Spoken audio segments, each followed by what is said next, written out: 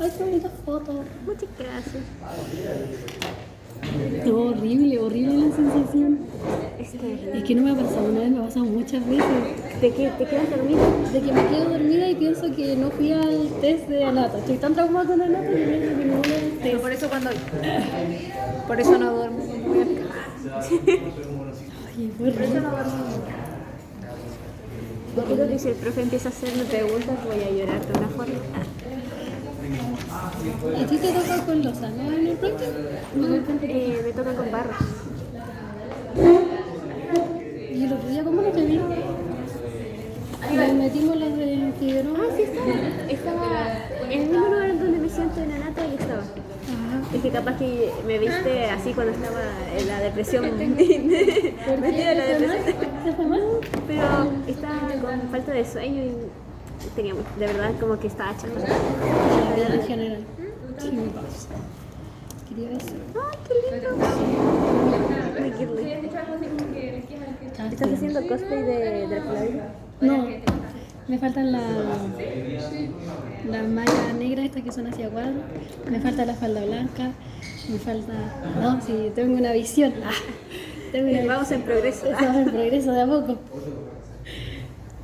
Me falta el corazoncito aquí. No, todo mal. El pelo con... Todo fucsia. Todo mal. Hoy estudiaron ¿Para qué? Fundamentos. fundamentos. Ah, yo estaba estudiando ahora. Pero no está tan difícil. No. Pero el otro día no fui a la clase de Ah, pero... precauciones estándares. ¿Cuál? Esta es la de EPP. Ah, pero eso está fácil. ¿Qué es EPP? Esta fácil. Equipo de protección personal. Ah, Tipo de protección personal. Ya lo sé. ¿qué es? Ay, eso, lo de asepsia, antisepsia. ¿La diferencia? Sí. La diferencia es que la asepsia se trata de prevenir las infecciones y la antisepsia es la eliminación de los microorganismos. ¿El tejido vivo o el tejido muerto? Antisepsia era el tejido muerto. No, Vivo. No. vivo. Antisepsia. Sí, antisepsia vivo. No asepsia. Ah, sí. Asepsia era para vivo y para muerto. Pero antiasepsia era solamente para tejido no vivo. O sea, Sí, po. como por ejemplo ¿No muebles. aquí? No, ¿Cómo así? ¿Cómo antisepsia tejido? no, antisepsia, destrucción o inhibición de microorganismos en tejidos vivos, como por ejemplo la mucosa. Ya, antiasepsia, vivo. Y Antimuerto. asepsia es la prevención.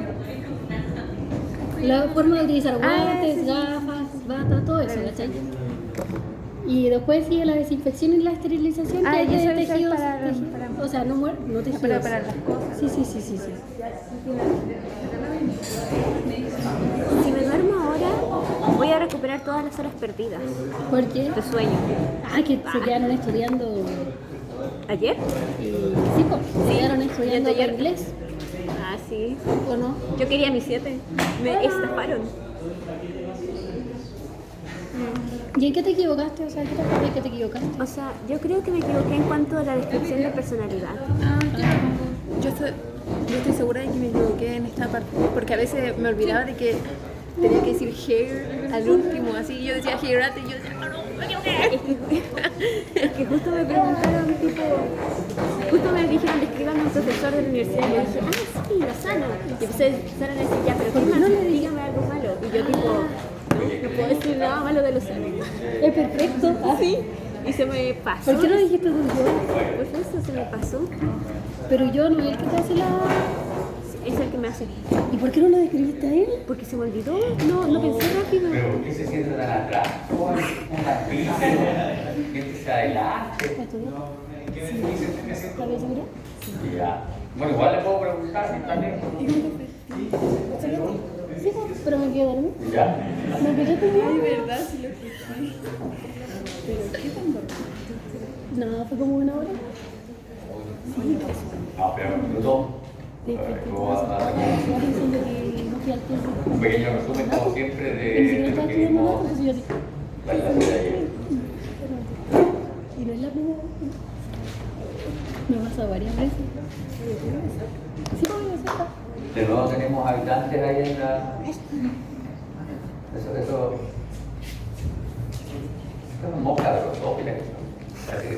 Capazofitas.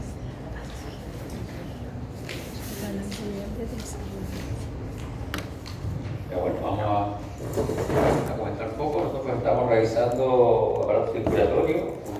Iniciamos mencionando algunas pequeñas diferencias que existían entre el aparato circulatorio y el aparato del sistema linfático, principalmente respecto de los flujos, uno es bidireccional y el otro monodireccional. En un caso aparece una bomba impulsora y lo otro es que la terminal linfática es ciega, se inicia como vasos ciegos en la periferia, los tejidos periféricos, y lleva la linfa, que es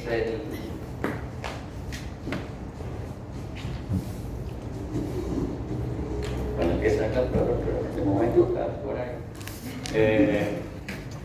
que es el exceso de líquido intersticial, ¿no? Por eso cuando uno se hincha, se le inflama un pie por estar mucho tiempo de pie, ¿ya? Las piernas, no un pie, las piernas, le recomiendan levantar los pies o hacer de esto drenaje linfático, ¿no? Entonces, esa acumulación de líquido intersticial. Entonces ese exceso de líquido lo retiran los vasos linfáticos desde los tejidos, por lo tanto se inician como vasos ciegos y van a drenar todo a la aurícula derecha. Luego mencionamos los vasos sistema macrocirculatorio y microcirculatorio, y comenzamos a revisar los macrocirculatorios y revisamos arterias elásticas. Primero vimos las características de todos los vasos. Todos los vasos grandes, excepto capilares y velas postcapilares, van a tener una túnica íntima, una túnica media y una túnica adventicia. La túnica íntima tenía un endotelio y eso lo tienen todos los vasos. Desde el más chiquitito, más insignificante, al más grande va a tener túnica íntima. Ahora, pueden haber modificaciones en la túnica íntima, pero el elemento principal de la túnica íntima, que es el endotelio, está en todos los vasos, y había algo particular con nuestro endotelio, ¿cierto? Nosotros un epitelio pasivo, tenemos un epitelio bastante activo. ¿Por qué? Porque en algunos casos tenía unas uniones especiales que participaban en la regulación del tono vascular del vaso sanguíneo. Tienen estas uniones mioendoteliales donde se liberaba óxido nítrico, por ejemplo, que participaba en la vasodilatación. También producía factor de von Willebrand, que tiene que ver o está relacionado con la coagulación de la sangre, etc. Luego mencionamos la túnica media, que hacía diferencia entre una arteria elástica y una arteria muscular. La presencia de estos elementos elásticos, y digo elementos elásticos, no digo fibras, digo elementos porque son láminas elásticas. Obviamente, como son láminas de tejido elástico, tienen que tener fenestras o hoyos, perforaciones. Y luego, una cosa que se nos olvidó mencionar es que la túnica media de los vasos es una estructura bastante avascular. ¿Por qué digo bastante avascular? Porque en algunos vasos de mucho calibre se describen algunos vasos sanguíneos en la zona externa de la túnica media, pero en general la túnica media se describe como una estructura avascular. Y esto es lo que hace más relevante la presencia de los vasos en la túnica adventicia, sobre todo de las venas. Si tenemos una vena con una túnica media importante, ¿ya?, en tamaño, si no tiene vasos sanguíneos y la sangre que lleva en el interior es sangre sin oxígeno, sin nutrientes, son esenciales los vasavasorum para poder nutrir la pared de estos vasos, ¿ya? Después son tan importantes los vasavasorum. Bueno, además en la adventicia dijimos que había vasos linfáticos y también hay fascículos nerviosos, porque los vasos están profusamente inervados para poder regular la presión sanguínea. Bien, nosotros nos habíamos quedado con las arteriolas y lo último que vimos fue una hermosa arteriola cortada longitudinalmente que estaba en la dermis. Logramos determinar que en la dermis, por las características del tejido conjuntivo, no, por la presencia de un corpúsculo de Bader-Pacini, que es un corpúsculo sensitivo que está en la dermis profunda. Por si alguien se quedó con la duda, los Bader-Pacini también están en el páncreas. El páncreas también tiene Bader-Pacini. Así que ustedes me podrían argumentar, profe, pero Bader-Pacini también hay en el páncreas. Sí, pero el páncreas, recordarán ustedes que es una glándula túbulo-acinal. Y lo que había rodeando a ese Bader-Pacini era tejido conjuntivo denso, irregularmente dispuesto. Por lo tanto, era dermis, ¿ya?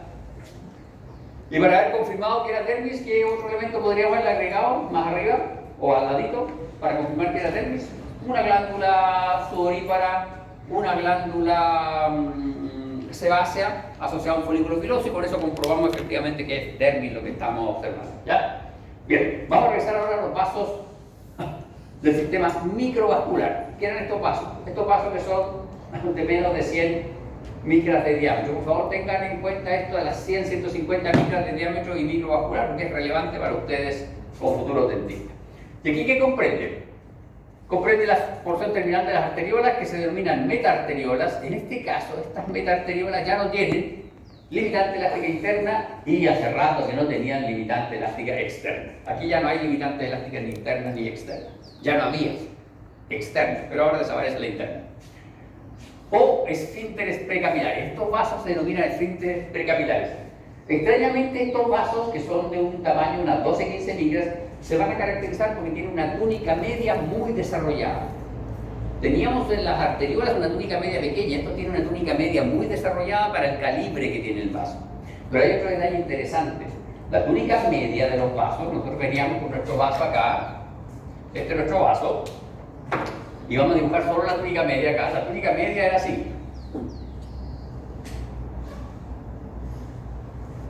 Pero en estos vasos aumenta la túnica media, pero se hace discontinua.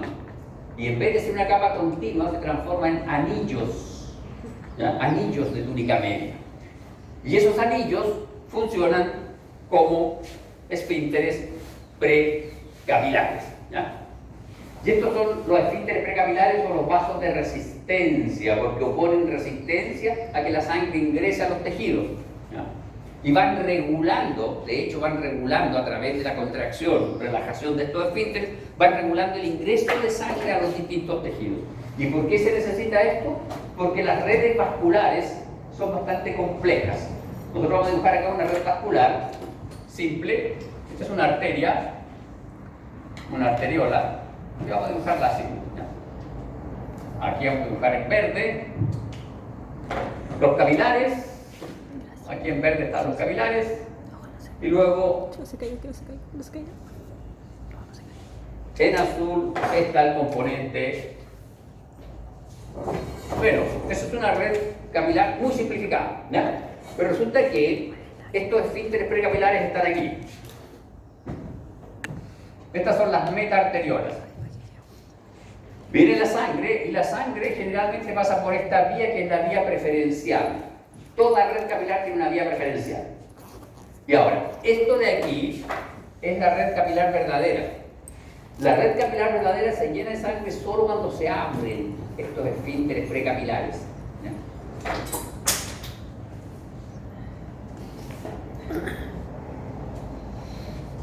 ¿Cuál puede ser la idea funcional de esto? ¿Cuál puede ser la idea funcional de esto? De los esfínteres precapilares, aquí en la red capilar.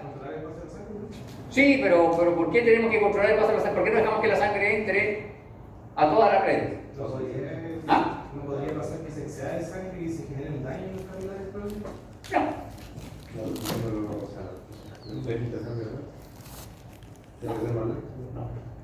Si uno saca un cálculo, es matemática, si uno saca un cálculo del volumen de sangre que puede contener toda nuestra red capilar, puede ser más o cercano al volumen de sangre, nosotros tendríamos un problema. Si llenamos todas las redes capilares, se nos cae la polemia sistémica. Entonces, por eso que tienen que estar en este juego de regulación, ¿ya? Y por eso que existen estos metaarteriolas o esfínteres precapilares, ¿ya? Entonces, las metaarteriolas se caracterizan por una túnica media discontinua, lo más relevante. Presenta túnica media muy desarrollada, pero es discontinua. Muy desarrollada respecto de las arteriolas pequeñas que las precedían, ¿ya? Actúan como esfínteres regulando el paso de la sangre a los capilares, a la red capilar verdadera. Ustedes pueden ver este cartoon, eso que está con un tic es la red capilar verdadera, la otra es la vía preferencial. ¿Se fijan? Para que exista flujo de sangre, hay una vía que es la preferencial, que siempre lleva sangre. Pero cuando los tejidos necesitan sangre, esas redes capilares se abren, ¿ya? Las arteriolas y metaarteriolas están inervadas por fibras simpáticas noradrenérgicas vasoconstrictoras. ¿Ven? Están contraídas generalmente para poder regular el paso de la sangre. Bien, ya acá tenemos, les presento, esa es una vérula. Vean este vaso, por favor, tiene ahí dos células endoteliales, tiene un diámetro más o menos, ese es un glóbulo rojo, por lo tanto tiene un diámetro de 2 glóbulos rojos, 15 micras más o menos, Pero vean la túnica media. Miren esta túnica media. Son como 5 dedos. Comparen con la túnica media de este otro vaso, que son como 2 dedos, 3 dedos como mucho. Esta es una metarteriola típica. ¿Ya? Y vean, ahí tiene aparentemente 3 células musculares lisas formando la pared de ese vaso. ¿Ya? Eso es una metarteriola. Es un vaso que tiene un calibre capilar, 15 micras de diámetro, pero tiene una pared muy gruesa. ¿Ya? Bien, vamos a ver entonces ahora los capilares. Y los capilares son vasos sanguíneos de lumen muy pequeños, 10 micras, incluso describen capilares hasta de 8 micras. En la pulpa dental se describen capilares de 8 micras de tamaño, ¿no? Los capilares forman redes anastomosadas que se denominan territorio capilar y presentan un canal o vía preferencial. Ese es el canal o vía preferencial y todo este es el territorio capilar, ¿ya? La vía preferencial es la comunicación directa entre la arteriola y la vénula postcapilar. Entonces, aquí en este cartón, esta es mi arteriola y esta es mi vénula. Y la vamos a extender para acá, la vamos a extender, así nuestra vénula y nuestra arteriola, para dibujar un elemento que vamos a tener que comentar luego.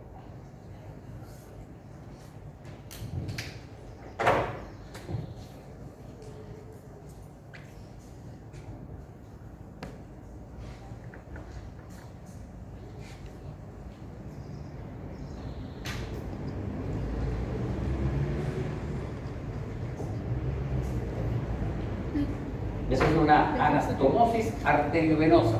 Muchas de las redes capilares, previo a la red, tienen una anastomosis arteriovenosa, que es un capilar de características arteriolar que está comunicando directamente la arteriola con la vénula. Este vaso de característica arteriolar generalmente está cerrado, ¿ya? Entonces la sangre pasa hacia la red capilar. Si la red capilar se daña o por algún problema fisiológico, la red capilar no debe recibir sangre, la sangre pasa directamente por la anastomosis arteriovenosa a la vena, a la vénula, ¿ya? Por eso se llama anastomosis arteriovenosa. También hay anastomosis venovenosa. Estas anastomosis arteriovenosas y venovenosas son muy abundantes en la vasculatura de la pulpa dental. Son muy abundantes, son muy relevantes para la fisiología de la circulación pulpar del diente. Bien, veamos nuestros capilares. Se fijan, acá tenemos nuestra arteriola. Acá están las metaarteriolas, ¿ven? Las metaarteriolas con sus esfínteres precapilares. Y aquí está la red capilar y ahí está la vénula postcapilar. Esta vénula postcapilar es la que tiene receptores para los leucocitos y desde aquí los leucocitos salen hacia el tejido conjuntivo. Y acá tenemos la vénula propiamente tal. Y estos son los vasos linfáticos, estos son los vasos linfáticos ciegos que están inmersos entre las redes capilares. Se fijan, estos son ciegos, tienen células endoteliales, pero tienen poros, donde el exceso de líquido intersticial pasa hacia el interior de ellos y es llevado hacia el corazón. Los capilares pueden ser de 3 tipos, y eso va a depender del tejido en donde ellos se encuentren. Y vamos a tener capilares continuos, que son los más abundantes, y se denominan continuos porque precisamente su pared es continua. La pared de esos capilares es continua, es decir, la célula endotelial no tiene alteraciones en su membrana. Luego tenemos los capilares fenestrados, que son capilares que presentan fenestras, ¿ya?, en la membrana, los capilares. Estos capilares fenestrados son propios o muy típicos de las glándulas endocrinas, ¿ya? La fenestra es una zona que facilita el pasaje de elementos desde la sangre hacia el tejido conjuntivo o viceversa, ¿ya? Por eso que son propios de las glándulas endocrinas.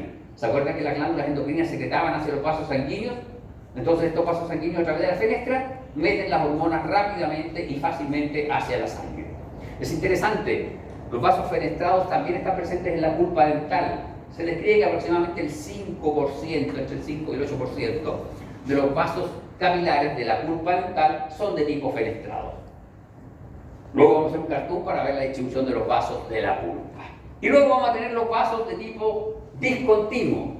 Los vasos discontinuos son vasos que tienen poros, fenestras verdaderas, poros. Hay zonas en donde en algunos casos falta una célula endotelial, así de ese tamaño pueden ser los poros. Estos vasos discontinuos, muchos de ellos son además sinusoidales. ¿Qué es un vaso capilar sinusoidal? Es un vaso capilar de un lumen mucho mayor a lo habitual. Los vasos capilares, el lumen que tienen es de entre 10 y 15 micras. Hay unos más pequeñitos como los que les describí en la pulpa dental. Lo normal es que tengan entre 10 y 15 micras. En cambio, los vasos sinusoidales tienen lúmenes gigantes, 40 micras de lumen, ¿ya? Y se llaman sinusoidales porque su trayectoria es irregular. ¿Por qué? Porque se van acomodando a los espacios que deja el tejido en donde ellos se encuentran. Ahora, esos son capilares discontinuos, ¿ya? De tipo sinusoidal. Están, por ejemplo, en el hígado, están, por ejemplo, en el vaso. Y ahora, hay capilares sinusoides fenestrados, que son capilares fenestrados, que son de aspecto sinusoidal. Y esos sinusoides fenestrados están presentes en la glándula endocrina, en la hipófisis, en particular en la adenohipófisis. Y los capilares fenestrados comunes y corrientes, por ejemplo, los podemos encontrar en el glomérulo renal, en el riñón. En el glomérulo renal hay muchos capilares de tipo fenestrado. Los capilares continuos los encontramos en el tejido conjuntivo, por ejemplo, del tejido conjuntivo de la dermis. Y ahora, los capilares continuos pueden ser con barrera o sin barrera. Los de la dermis, los del tejido muscular, son sin barrera. Y los continuos con barrera están presentes en el sistema nervioso central, ¿no? Bien, veamos un capilar continuo. Este es un capilar continuo, tiene su célula endotelial, se fijan, ahí está la célula endotelial, y aquí están los complejos de unión que cierran o forman la unión entre una u otra célula. Tienen uniones ocluyentes, ¿se fijan? Y luego, por fuera, los capilares continuos tienen una célula que se llama pericito. Este pericito, la verdad que no está por fuera del capilar, está compartiendo la membrana basal con la célula endotelial. Pericito. El pericito es una célula de aspecto estrellado que tiene prolongaciones y abraza a los capilares. Es como un osito koala que abraza a los capilares, ¿ya? Los pericitos desde el punto de vista ultraestructural presentan elementos contráctiles. Por lo tanto, el pericito es capaz de contraerse. Y al contraerse el pericito mantiene el tono vascular del capilar sanguíneo, ¿ya? Sería un equivalente a una célula muscular lisa, pero no es una célula muscular lisa, es una célula distinta. Entonces, la pared es continua, son células endoteliales, están rodeadas externamente por pericitos, presentan vesículas de pinocitosis, ya los que reflejan un proceso de transitosis, pero presentan vesículas de pinocitosis, solo aquellos que no están en el sistema nervioso central. Los del sistema nervioso central no presentarían estas vesículas de pinocitosis porque tienen barrera hematoencefálica. De aquí tenemos, para que vean, esto es un pericito, para que me crean que son como pulpitos, son como... Tienen un pulpito, un toma con varias patitas que abrazan, se fijan bien cómo abrazan al capilar. Este es el capilar y ahí están los pericitos. Recuerden, está compartiendo la membrana basal con la célula endotelial y no hay más pared en los vasos capilares. Es una túnica íntima modificada, endotelio y pericito. No hay túnica media, no hay túnica adventicia, ¿no? Y acá tenemos un capilar fenestrado. Los capilares fenestrados poseen poros o fenestras de 60 nanómetros de diámetro en su pared. Por favor, este cartón de aquí está malo. Esto creo que es del Keisenbaum, pero está malo. Porque una fenestra, si ustedes miran acá, esta es la pared del vaso. Una fenestra es una zona en donde la pared de la membrana apical se aproxima a la membrana basal, pero no es un poro verdadero, porque estos siguen siendo capilares continuos con fenestras, ¿ya? Entonces aquí vamos a dibujar un capilar continuo. Ahí. Esto sería un capilar continuo. Ahí está nuestro núcleo. Este sería un capilar fenestrado.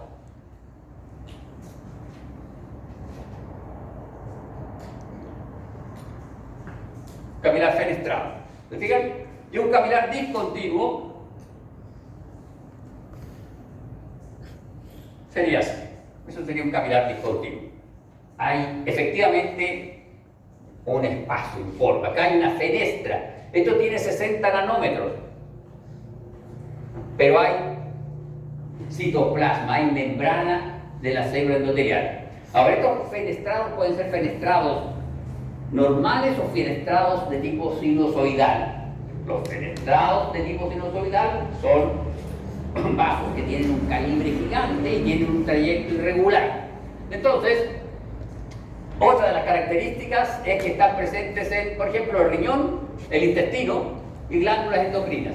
Cuando pongo aquí glándulas endocrinas, por favor pongan un paréntesis y pongan que en el caso de la adenohipófisis son sinusoides fenestrados, no son capilares fenestrados. En el intestino y en el riñón son capilares fenestrados. En las glándulas endocrinas, como por ejemplo la tiroides, son capilares fenestrados. Pero en la adenohipófisis son sinusoides fenestrados. Son mucho más grandes y son de trayectoria irregular. ¿Ya? El citoplasma de la célula endotelial presenta escasas vesículas de pinocitosis. ¿Por qué? Porque está facilitado el transporte a través de estas fenestras. ¿Ya? Y acá tenemos, esa es una fenestra, por favor, esa es una fenestra. ¿Ya? Y otro detalle interesante, no sé si se dieron cuenta yo, miren, aquí dibujé el núcleo, es donde está el núcleo, el citoplasma es más anchito, pero vean que las fenestras, los capilares fenestrados están distantes del núcleo. En la proximidad del citoplasma donde está el núcleo no hay fenestras, las fenestras están hacia allá. Y esto es una fenestra, es parte del citoplasma, no es una cosa gigante, no es más grande que el núcleo, no es más grande que todo el tamaño de la célula, 60 nanómetros. Bien, y veamos ahora los capilares sinusoidales. Recuerden, los capilares sinusoidales pueden ser de tipo fenestrado o pueden ser de tipo discontinuo. ¿Ya? Y estos capilares, veamos, aquí estamos en hígado. Estos son los sinusoides fenestrados del hígado y tenemos, ahí está la pared, ahí están las microvellosidades de los hepatocitos, este es el espacio de Dice, ¿ya? Y ven, aquí hay un hoyo, ¿no? Hay un gap, un espacio, un orificio. Estos capilares son propios de tejidos en donde hay paso de elementos celulares. No solo facilita, ¿ya?, el intercambio, sino que además hay tránsito de elementos celulares. En el caso del hígado hay un macrófago que se llama célula de Kupfer que puede transitar entre el lumen del capilar sinusoide y el espacio de Dice. Puede andar caminando este macrófago, puede estar escondido aquí o puede estar en el lumen. La célula de Kupfer es un macrófago que se considera célula estable, no móvil, porque pasa mucho tiempo en el hígado. El otro capilar sinusoide de paredes discontinua es el sinusoide esplénico, que es el que está en el vaso.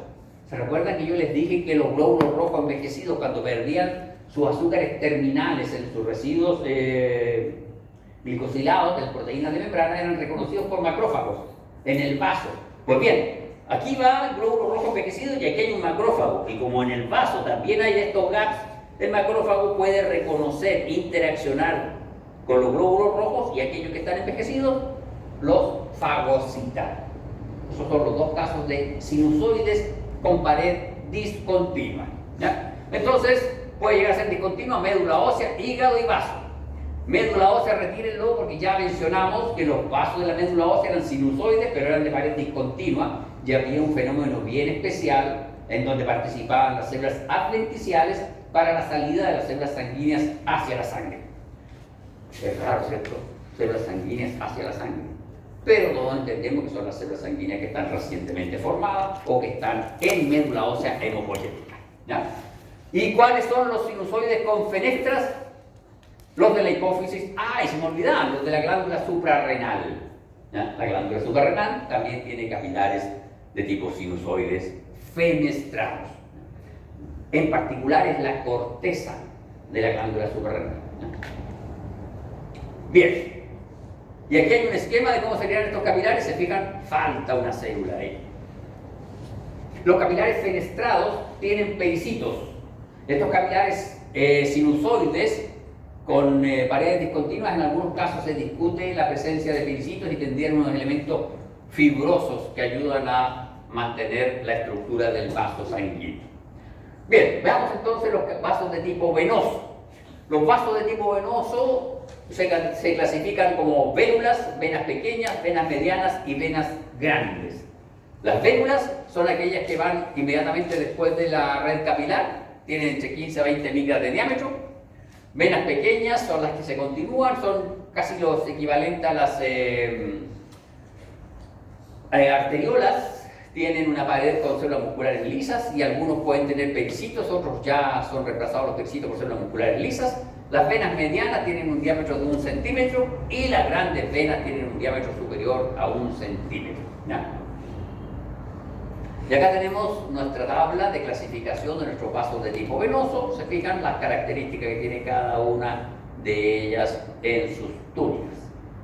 Y lo que vemos de las vénulas, dijimos que las vénulas eran bien importantes, son las que siguen del lecho capilar y son las que permiten el pasaje de los elementos vasculares hacia el tejido conectivo, los elementos figurados. Y los vasos tienen una túnica íntima que tiene un endotelio, una lámina basal, que pueden ser pericitos en las vénulas postcapilares o pueden ser células musculares lisas en las vénulas un poquito más grandes.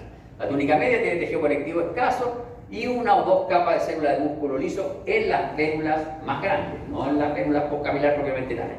La túnica adventicia tiene algo de colágeno y unos cuantos fibroblastos. En estos vasos se describe una túnica adventicia, pero la túnica adventicia en estos vasos es muy difícil de determinar, porque todos estos vasos, junto con las arteriolas, que se me olvidó decirlo, junto con las arteriolas y las arterias musculares, es difícil determinar su túnica adventicia, porque estos vasos están inmersos en el tejido conjuntivo de otros órganos. ¿Se acuerdan? En el caso de los fascículos nerviosos, estos vasos de tipo arterial de tamaño medio estaban en el epinéulo o en el epinicio. Entonces la adventicia se mezcla con el tejido conjuntivo denso irregularmente de esta estructura. Entonces es bastante difícil de determinar, ¿no? Más en estos vasos que son pequeños. En el caso de las vénulas de los órganos linfáticos secundarios, ¿cuáles son los órganos linfáticos secundarios? Donde los linfocitos van a cumplir su función. Los órganos linfáticos primarios son aquellos en donde los linfocitos maduran, ¿ya? En este caso, estas vénulas son bien especiales y se denominan VEA, que son las vénulas de endotelio alto. ¿Por qué razón? Porque esas veas no tienen un endotelio plano simple, sino que tienen un endotelio cúbico simple, ¿ya? Y esas veas están en la zona paracortical de los ganglios linfáticos. Y particularmente esa zona paracortical de los ganglios linfáticos se denomina zona timodependiente. ¿Por qué se denomina zona timodependiente? Porque todos los linfocitos, o no todos, sino que el 90 y tanto % de los linfocitos que se localizan en esa zona son linfocitos de tipo T. Y es por eso que se les llama a esa zona del ganglio linfático zona timodependiente. Los linfocitos T se diferencian y maduran en el timo. Por lo tanto, para que existan linfocitos T, tienen que haber pasado previamente por el timo. Y si pasan por el timo, tienen que reconocer luego la zona paracortical de los ganglios. Y la reconocen porque esta zona paracortical tiene endotelio alto, es cúbico. Pero además, esas células expresan adresinas. Las adresinas son proteínas de membrana que tienen estas células de la vea, y esas proteínas de membrana, estas adresinas, son reconocidas de forma específica por los linfocitos de tipo T. Entonces el linfocito va migrando por la sangre y cuando encuentra adresinas sabe que está en la paracortical de un ganglio linfático, entonces pasa a través del vaso y pasa a formar parte de los linfocitos de la paracortical de ese ganglio linfático. Entonces son esenciales estas venas. Entonces acá tenemos un problema. Hemos dicho que todos los endotelios eran planos. Bueno, las veas rompen el hecho de que todos los endotelios eran planos. Las veas no se van a perder todo. En el otro caso, en el resto de los vasos de tipo venular, existen moléculas que se llaman adresinas, ¿ya? Y estas selectinas son similares a las adresinas, pero en el caso de las selectinas sirven para el reconocimiento de granulocitos neutrófilos, monocitos y linfocitos. Y estas están, por ejemplo, en las vénulas postcapilar de la dermis, las selectinas. y se expresan en el vaso sanguíneo solo cuando hay una injuria en el tejido, ¿ya? Y cuando hay una injuria se expresan estas selectinas.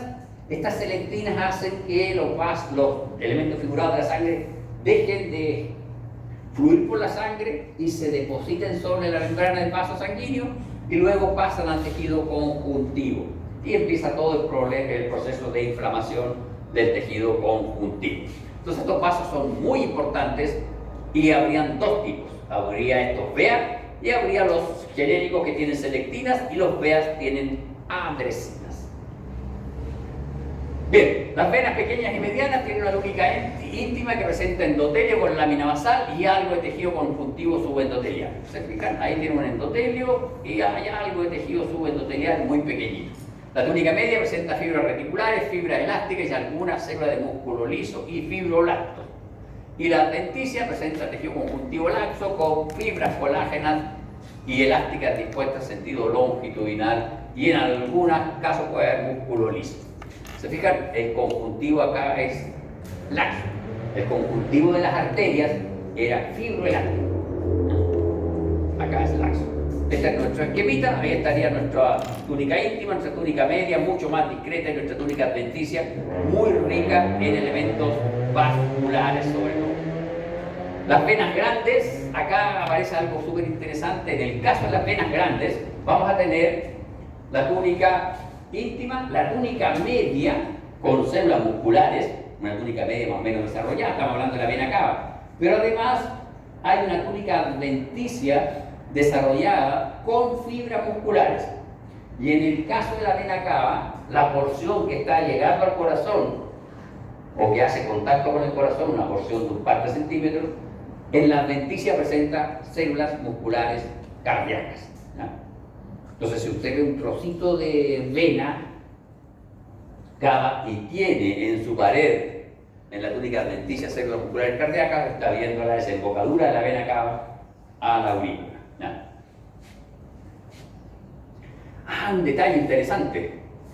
La túnica media en estos vasos es de desarrollo medio, es una redundancia, pero no está tan desarrollada como en las arterias.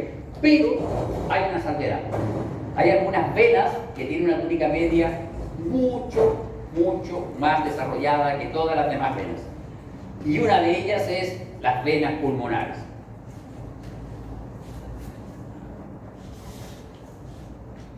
Las venas pulmonares tienen una túnica media muy desarrollada. Hay otra vena que también tiene una túnica media muy desarrollada, pero que no está en el sistema circulatorio general, sino que está durante el embarazo, que son las venas umbilicales. Esas también tienen la túnica media muy desarrollada. Y eso está relacionado con la fisiología de estos vasos. Las venas umbilicales tienen que perfundir la sangre hacia el embrión, y las venas pulmonares tienen que perfundir la sangre hacia los pulmones, ¿ya? Por eso que tienen una túnica media muy desarrollada, son vasos de resistencia, son vasos venosos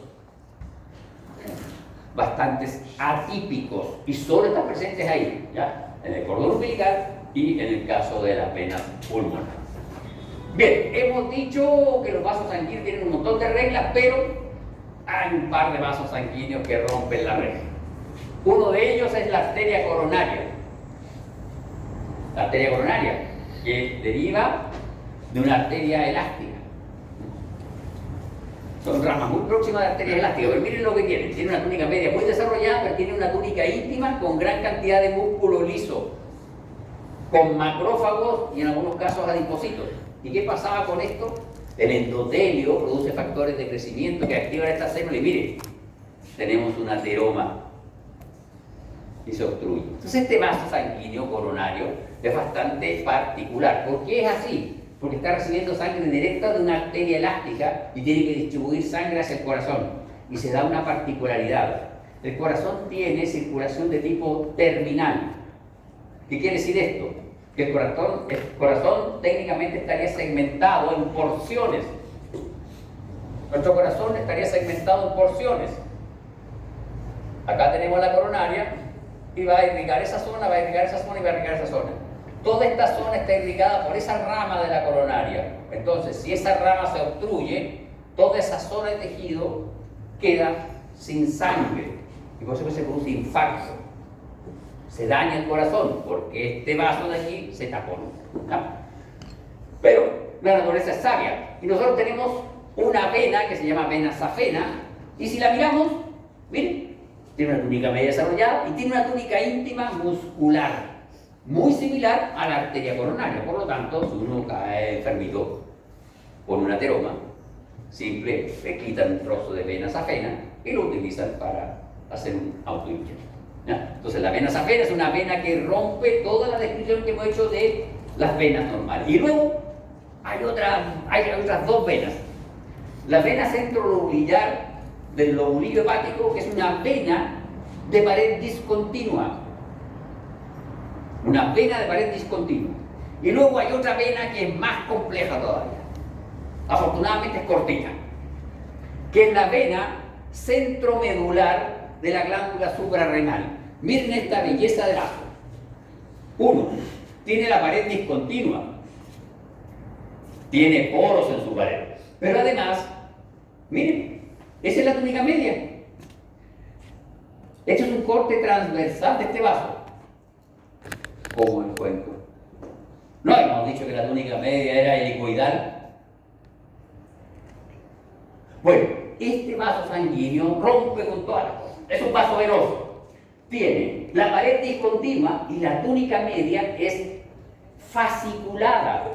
No es continua, son fascículos y además son de distribución longitudinal. ¿Ya? Este es un vaso venoso que recoge toda la sangre de la glándula suprarrenal y la saca de la glándula suprarrenal. Se localiza en el interior, en la zona media, de ahí su nombre, vena centromedular de la suprarrenal. ¿Ya? Es una vena chiquitita, pero rompe con toda la clase que hemos hecho, no sirve de nada porque ella se quedó. Tiene mucha personalidad. Bien, otro detalle interesante respecto a los vasos sanguíneos son que los vasos sanguíneos tienen órganos localizados en su pared o en las proximidades que están encargados de regular la presión sanguínea. Dijimos, la presión sanguínea se regula a través del sistema nervioso central, a través del endotelio, pero además a través de órganos sensitivos que se denominan glomos o cuerpos. Hay un cuerpo glomo aórtico, hay un cuerpo glómico carotidio y el mejor que está descrito es el carotidio.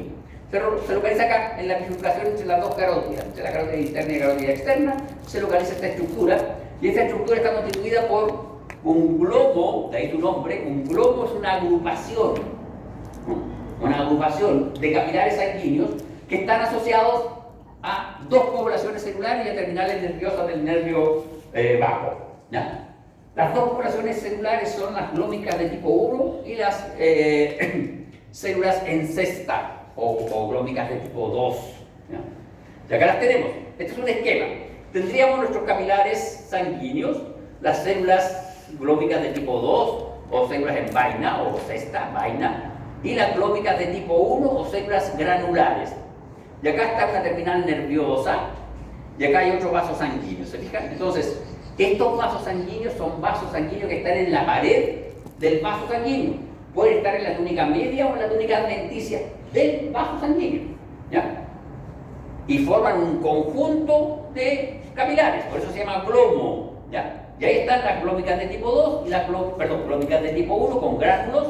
La glómica de tipo 2 es aplanadita. Entonces, ¿qué hacen estas células? Son capaces de testear la presión parcial de oxígeno presente en la sangre y de acuerdo a esos parámetros son capaces de enviar señales al sistema nervioso para que baje o aumente la presión sanguínea, ¿ya? Y por ejemplo, las glómicas de tipo 1 tienen gránulos de serotonina, norepinefrina, etc. ¿Ya? Entonces con eso regulan la presión sanguínea. Entonces, hay tres sistemas: endotelio, los fascículos nerviosos que llegan a la túnica muscular y los glomos. Obviamente los glomos no están en todos los vasos, están en vasos importantes. Bien, y acá tenemos esta otra forma de controlar la presión sanguínea, los flujos sanguíneos, que tiene que ver con la anastomosis arteriovenosa. Una anastomosis es una comunicación directa entre una arteriola y una vérula. Es un vaso de tipo arteriolar y se localiza previo a la red capilar. Se localiza aquí. Y acá está la red capilar. Entonces, cuando una red capilar sufre una injuria o un daño, esta anastomosis se abre. O por condiciones fisiológicas. Ustedes cuando hace mucho frío se ponen blancos, la piel de la cara se pone blanca. Y eso es porque se abren todas sus anastomosis arteriovenosas de la red capilar de la piel. Sobre todo del rostro que está expuesto al medio externo. Entonces si hace mucho frío, ustedes se ponen blanco. Y se ponen blanco porque estas anastomosis se abren.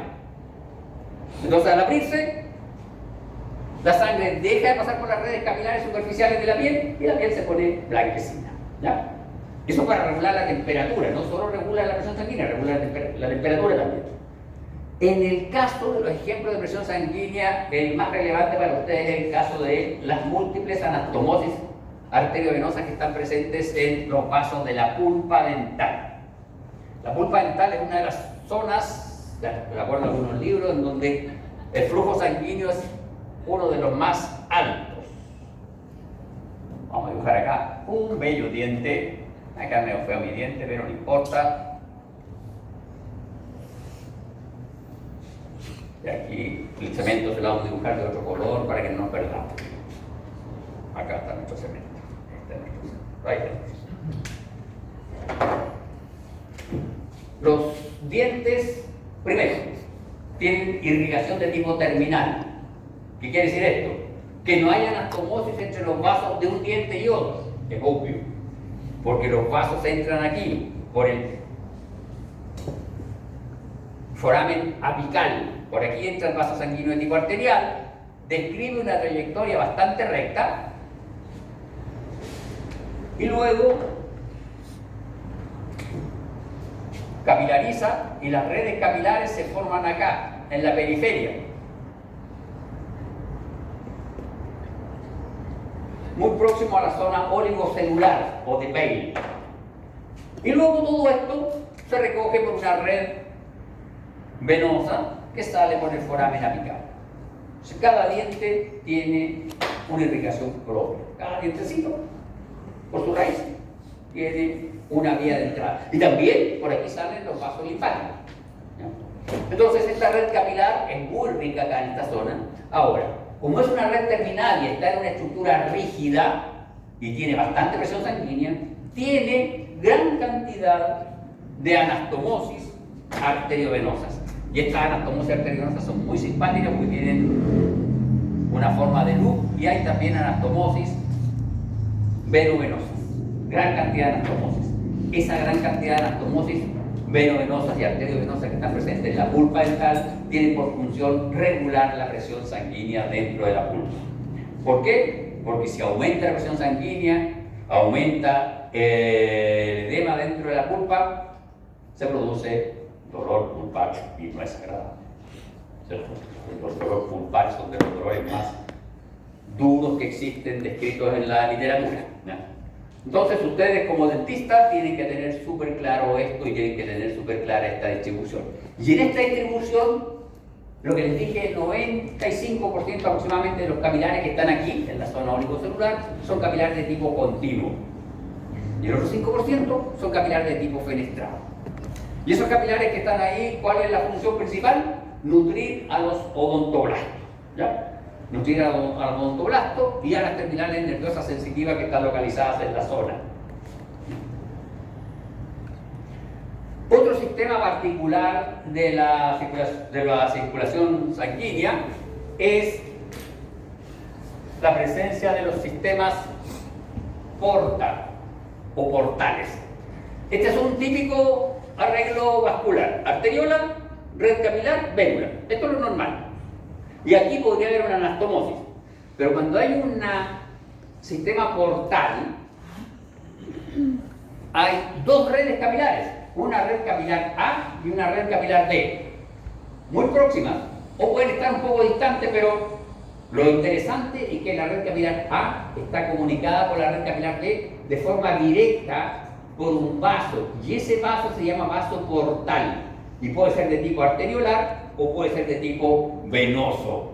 ¿Ya? Entonces, serían dos redes capilares que la vamos a buscar acá. Nosotros tenemos una arteriola y tenemos red capilar 1, red capilar 2, A, B. Tenemos el vaso venoso y aquí tenemos nuestro vaso porta. Este es nuestro vaso porta, que puede ser una arteria o una vena. ¿Ya? Los vasos portales arteriales, hay uno que se describe en el riñón y corresponde a la unión que existe entre la red capilar glomerular, que sería la red capilar A, y la red capilar peritubular, que es la red capilar B. Y el vaso portal sería la arteriola eferente del glomérulo. En este caso, esta red capilar lo que hace es regular la presión en el interior de la red capilar A. Y eso lo van a ver con mucho detalle en fisiología. Este vaso regula la presión dentro de la red capilar A. La red capilar A son capilares fenestrados. La red capilar B son capilares fenestrados. En la red capilar A es donde se realiza la filtración de la sangre. Y para que sea eficiente la filtración de la sangre, se requiere aumentar la presión acá. Si ustedes tienen una jeringa con un líquido, si ustedes la dejan así sin émbolo, el líquido va a terminar cayendo. Pero si ustedes ponen el émbolo y presionan, el líquido cae más rápido. Acá pasa lo mismo. Como esto es una arteriola, si se contrae esta arteriola, aumenta la presión intracapilar acá y aumenta el filtrado glomerular. Es por eso que existe esta red capilar. Y esta segunda red capilar es la red capilar que recoge todos los excedentes del filtrado. En la red capilar peritubular estamos hablando de los túbulos renales. Los túbulos renales tienen un epitelio cúbico con microvenosidades y con microvenosidades inversas, que realizaban gran cantidad de transitosis, que reabsorbían nutrientes. Aquí hay túbulos renales que reabsorben los nutrientes y los pasan a estos vasos sanguíneos, ¿ya? Para recuperar las vitaminas del filtrado. Esa es la arteriolar. La venosa hay de dos tipos. Hay una venosa que es la enterohepática, que está localizada, la red A está localizada en la lámina propia del intestino delgado. El vaso portal es la vena porta y la red B corresponde a la red de capilares del lobulillo hepático. Red capilar del lobulillo hepático. La red A son capilares fenestrados y la red B son sinusoides fenestrados con poros verdaderos. ¿Y cuál es la idea de esto? La idea de esto es tomar la sangre que trae los nutrientes y llevarla directamente al hígado sin que pase por la circulación sanguínea general. ¿Cuál podría ser la idea funcional de esto? Que sea más eficiente la absorción de nutrientes. No. ¿Cuál puede ser la idea? A ver, pensemos, mis jóvenes alumnos de dental son jóvenes responsables, entonces no vamos a poner el ejemplo que pongo en otros cursos de que se van aquí a la Plaza Perú a ingerir micheladas, ¿no? Ustedes son buenos alumnos, entonces van a ir a la Roggendorf y se van a comer 1 kilo de chocolate. ¿Se imaginan la cantidad de glucosa que nos dice 1 kilo de chocolate? ¿Se imaginan si esa glucosa pasa directo a la circulación sistémica? Eso produce un shock y remuerofesia. Sí. Sí. Pero se muere. Entonces, ¿cómo podemos regular eso? Esta sangre pasa por esta vena porta sin pasar por la circulación sanguínea general al hígado, y el hígado metaboliza esa glucosa dependiendo de los niveles de insulina y glucagón que existan en sangre, ¿ya? Si no, cada vez que comemos tendríamos un pic de glucosa, desmayado, después de nuevo, etc. Para poder regular eso existe esto. Y el otro sistema portal venoso importantísimo es el sistema portal hipotálamo adeno-hipofisario, en donde la red A se localiza en eminencia media y son capilares fenestrados, y la red B se localiza en adeno-hipófisis y son sinusoides fenestrados. La vena no tiene nombre, pero la vena se localiza en la pars tuberalis y recorre longitudinalmente la pars tuberalis, una vena pequeñita. Es una estructura, un sistema portal que debe ser de unos 3 centímetros de largo. ¿Y por qué es tan importante? Es casi igual de importante que el enterohepático. Los venosos son más importantes que los arteriales. ¿Por qué es tan importante? ¿No vieron nada de fisiología hipotálamo en el colegio? Nada. Las hormonas que entran a través de la sangre. Sí, pero no son hormonas directamente. Resulta que la hipófisis es una glándula endocrina que controla, se le llama la madre de las otras glándulas endocrinas. Ella controla una serie de glándulas endocrinas, por ejemplo, controla los ovarios, etc. Los testículos, controla la glándula suprarrenal, controla la tiroides, controla todas las otras glándulas, y además controla el tejido, controla la glándula mamaria, controla el músculo, controla el hueso, controla casi todo. Pero a su vez, ella está controlada por el hipotálamo. Pero en el hipotálamo no hay glándulas endocrinas, hay neuronas. Y esas neuronas son pequeños núcleos, pequeños grupos de neuronas que secretan. ¿Ya? Y secretan hormonas. Eso le costó la tesis doctoral al que lo describió. El primero que lo describió es un zoólogo y dio su tesis doctoral en lagartija y describió esto. Lo reprobaron. Años después ganó el premio Nobel. Y le hizo así a todos. Porque es un dogma, existía ese dogma que las neuronas son los neurotransmisores, que las neuronas pueden ser endocrinas. No, las neuronas sí son endocrinas. Y esas neuronas del hipotálamo son endocrinas. Y regulan a la del hipófisis. Pero son grupitos de neuronas, son un par de miles de neuronas.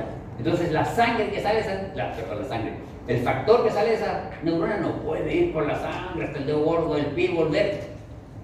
Se diluye, estos factores tienen una vida media. Entonces por eso es que va desde la eminencia media a la de la hipófisis a través de esta vena. Y así puede llegar en concentración adecuada y en el tiempo adecuado para poder regular la función de la adenohipófisis. Muy bien, señores. Seguimos mañana con corazón. Eso ya es un poco menos entretenido. Esto es muy entretenido, tiene que tenerlo súper claro.